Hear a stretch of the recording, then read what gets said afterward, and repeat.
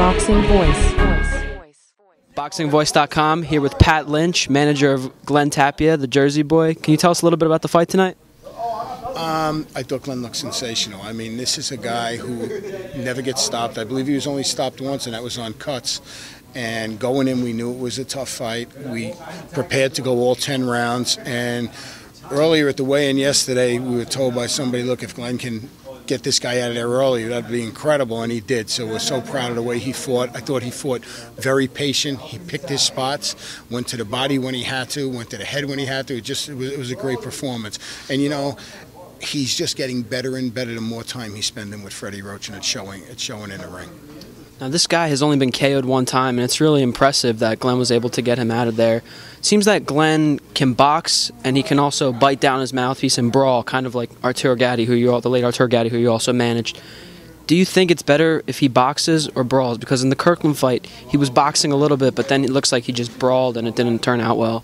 No, I think what he's learning from Freddie now is that to use your head instead of your heart. Glen's got a big heart, and he'll brawl whenever he has to brawl, but now he's thinking more in the ring. He's being smarter in the ring. He's a lot more patient in the ring.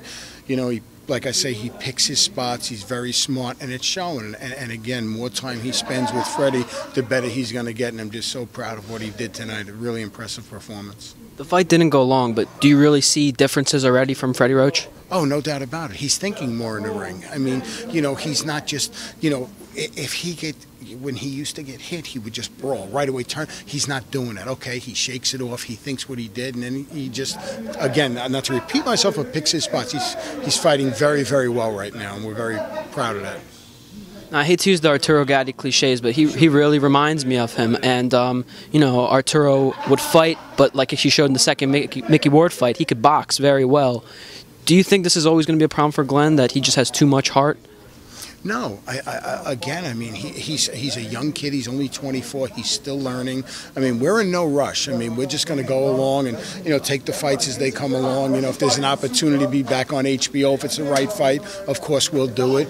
But no, I think, again, the more time he spends there with Freddie in a gym and keeps learning and learning, he's going to make a big mark in this sport. There's no doubt in my mind. Now, you kind of answered my next question. How quickly do you want to get him back on top in those big fights, HBO against those, you know, Kirkland, Canelo, Clottey winners, those type of fights? Well, to be honest with you, again, we're in no rush. I mean, if we get offered that fight and it makes sense and Freddie agrees to it with us, we sit down as a team and we discuss it, we'll take it. If not, again, we're patient. There's no rush.